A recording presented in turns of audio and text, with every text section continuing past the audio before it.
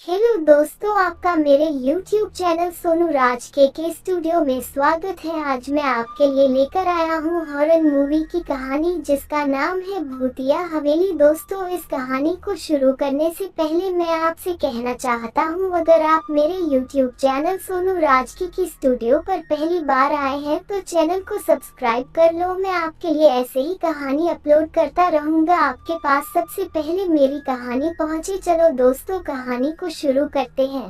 रूहानी ताकतें हमारे आसपास हमेशा मंडराती रहती है। उनकी एक अलग ही दुनिया होती है जो वास्तविकता में तो दिखाई नहीं देती, लेकिन कुछ घटनाओं से महसूस जरूर होने लगती है। ऐसी ही एक हवेली की भूत की है। दरअसल एक पुरानी हवेली है जिसमें कई साल पहले राजा महाराजा रहा करते थे, लेकिन अब वह वीरान पड़ी है क्योंकि उन राजाओं के वारिस देश से बाहर जा चुके हैं। हवेली की हालत जर्जर हो चुकी है, अब उसे मरम्मत की जरूरत है। इसके लिए शासन के नोटिस के अनुसार संपत्ति के मालिक को सूचित किया जाता है। कुछ दिनों में पूर्व राजाओं के वारिस में से एक लड़की हवेली में अपने बच्चे के साथ दाखिल होती है, जो कि उस जमाने के राजा के नाती की लड़की थी। उसका नाम उर्मिला था। उसके पति की कार एक्सीडेंट में मौत हो चुकी थी। अब वह विधवा हो चुकी है, लेकिन उसके पास उसका एक बेटा है जो 8 वर्ष का है और वह भी अपनी माँ के साथ हवेली आया है। हवेली बहुत विशाल थी, इसलिए उसकी साफ सफाई के लिए कई मजदूर बुलाया गए, जिन्हें चप्पे चप्पे की सफाई करने का ठेका दिया गया। किसी को नहीं पता कि हवेली के कोने कोने में कितने खूनी रहस्य छुपे हुए हैं। उर्मिला के आने के बाद हवेली की हवा रूहानी होने लगती है। ऐसा लग रहा था मानो कोई वर्षों से इंतजार कर रहा था इस हवेली के वारिस का। एक रात उर्मिला अपने कमरे में अपने बच्चे के साथ सो रही होती है। अचानक उसकी खिड़की से एक पक्षी टकरा कर मर जाता है। ये घटना अपने आप में असामान्य थी। पक्षी टकराते ही उर्मिला की नींद खुल जाती है और जब वह लाइट जलाकर देखती है तो डर से चीखने लगती है, क्योंकि उस कमरे की खिड़की से एक पक्षी फंसा हुआ था और उसके शरीर से खून की बूंदें फर्श पर गिर रही थी। नजारा इतना भयावह था कि वह अपने बच्चे को उठाना नहीं चाहती थी, लेकिन उर्मिला हिम्मत करके उस पक्षी को खिड़की से बाहर फेंक देती है। लेकिन इसके बाद उसे रात भर नींद नहीं आती और वह सुबह तक जागती रहती है। दरअसल वह जानना चाहती है कि ये किसी की शरारत तो नहीं। सुबह होते ही वह अपने यहाँ काम कर रहे मजदूरों से जाकर कहती है कि रात को मेरे कमरे की खिड़की पर कोई पक्षी आकर टकराया था और तुरंत मर गया। क्या तुम लोगों में से किसी ने ये हरकत की है? क्योंकि पक्षी खुद ब खुद तो खिड़की से नहीं टकरा सकता। मजदूर कहते हैं, नहीं, हमने तो खिड़की से नीचे किसी पक्षी को मरा हुआ नहीं देखा।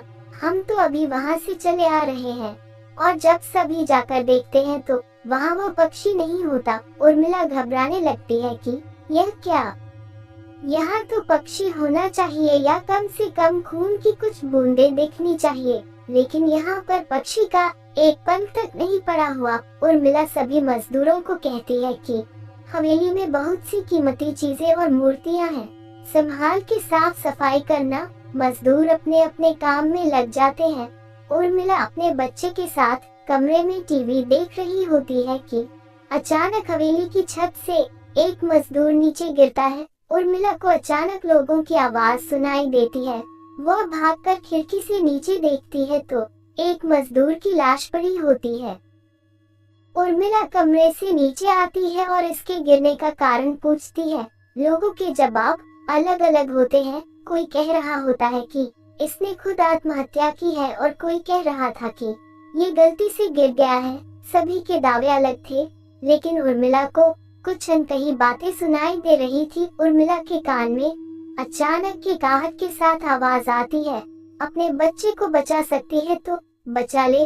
उर्मिला ये वाक्य सुनते ही अपने कमरे की तरफ भागने लगती है, क्योंकि कमरे में उसका बच्चा अकेला टीवी देख रहा होता है।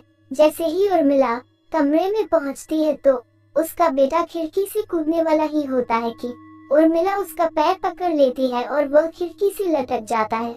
उर्मिला पूरी ताकत से उसे ऊपर खींचती है, लेकिन बच्चा फिर भी कूदने की जिद कर रहा होता है। उर्मिला किसी कदर अपने बच्चे को काबू में करती है और कमरे के बाहर आ जाती है और वह मजदूरों से पूछती है, बताओ क्या है इस हवेली में, क्योंकि ये बच्चा तो ऐसा नहीं कर सकता और अभी यह सब जो हो रहा है कुछ अलग ही चल रहा है। तभी एक बूढ़ा मजदूर उर्मिला से कहता है, बेटी ज्यादा जानना हो तो अपने पूर्वजों की कहानी पढ़ो, तभी तुम्हें इस हवेली का इतिहास पता चलेगा। इस हवेली की कहानी की किताब इसी गांव के सरपंच के घर में रखी होती है, जो कि बहुत साल पहले मर चुके थे, लेकिन अब भी उनके बेटों के पास वह किताब मौजूद इसी गांव के सरपंच के घर में रखी होती है, जो कि बहुत साल पहले मर चुके थे, लेकिन अब भी उनके बेटों के पास वह किताब मौजूद थी। उर्मिला सरपंच के घर पहुंचती है और किताब ले लेती है। किताब पढ़ते ही उसे पता चलता है कि इस हवेली में एक नौकर नौकरानी भी थे, जिनके बीच में बहुत प्यार था और वह कई सालों से हवेली की सेवा कर रहे थे। लेकिन एक बार रानी के शाही गहने चोरी हो गए और उसके शंका में राजा ने नौकरानी को चोरी की सजा दी और उसे जिंदा दफना दिया गया। उसके गम में उसके पति ने भी अपनी जान दे दी और उसके 1 महीने बाद ही उस राजा ने अपनी ही तलवार अपने गले में घुसेड़ कर आत्महत्या कर ली। उसके बाद छोटे मोटे हादसे हवेली में होने लगे, जिस वजह से यह हवेली हमेशा के लिए बंद कर दी गई। कई सालों के बाद वहां कोई आया है, जिससे वहां रहने वाली आत्माओं को मौका मिल गया फिर से बदला लेने का। उर्मिला हवेली का रहस्य जानकर यहाँ से जाना चाहती है, क्योंकि उसे अपने बच्चे की चिंता है, इसलिए वह रात में ही कार लेकर एयरपोर्ट के लिए निकल जाती है। अचानक रास्ते में उसकी कार का एक्सीडेंट हो जाता है और कार पलटकर उल्टा हो जाती है, लेकिन दोनों को कोई नुकसान नहीं होता। उर्मिला अपने बच्चे को बाहर निकाल लेती है और सुनसान सड़क पर भागने लगती है। रास्ते में उसे एक कार आते दिखाई देती है और कार रोकने के लिए उर्मिला सड़क के बीच में खड़ी हो जाती है और अपनी मदद के लिए चिल्लाने लगती है। तभी अचानक कार वाला आकर कार का ब्रेक लगा देता है। उर्मिला पास जाकर देखती है तो उसकी हिम्मत बढ़ जाती है, क्योंकि यह एक पुलिस ऑफिसर होता है। उर्मिला हड़बड़ाहट में उसे अपनी बात कहती है और रोने लगती है। पुलिस ऑफिसर उन्हें अपनी गाड़ी में बैठने को कहते हैं और रोड में जाने लगते हैं। रास्ते में एक बूढ़ा सड़क पर जा रहा होता है और इनकी कार के सामने आते ही रोड पर गिर जाता है। पुलिस ऑफिसर गाड़ी से उतरकर उस व्यक्ति को देखते हैं। बूढ़ा व्यक्ति बेहोश हो चुका था। पुलिस ऑफिसर उसे गोद में उठाकर अपनी गाड़ी में पीछे बैठा देता है और अस्पताल के लिए चलने लगते हैं। अचानक उस बूढ़े व्यक्ति का हाथ पीछे से पुलिस ऑफिसर की गर्दन तक पहुंच जाता है। पुलिस ऑफिसर छटपटाने लगते हैं और अचानक गाड़ी का ब्रेक लगा देते हैं। गाड़ी की स्पीड कम होने की वजह से कार वहीं खड़ी हो जाती है और ऑफिसर अपनी गन निकालकर बूढ़े की तरफ निशाना लगाकर गोली चला देता है। बूढ़े की सर में गोली लगने से भी उसकी जान नहीं जाती है। महिला और पुलिस ऑफिसर दोनों समझ चुके थे कि यह कोई भूत है। भूत को देखते ही उर्मिला अपने बच्चों को लेकर बाहर निकल जाती है और इसी बीच पुलिस ऑफिसर भूत की पकड़ से अपने आप को छुड़ाने में कामयाब हो जाते हैं। पुलिस ऑफिसर के बाहर निकलते ही तीनों बाहर रोड से भागने लगते हैं और कुछ देर भागते हुए उन्हें सड़क के किनारे जगमगाती लाइट्स दिख रही होती है। पुलिस ऑफिसर उर्मिला से कहते हैं कि मैडम ये एयरपोर्ट है, जल्दी चलिए। उर्मिला अपने बच्चों को लेकर एयरपोर्ट के अंदर पहुंच जाती है।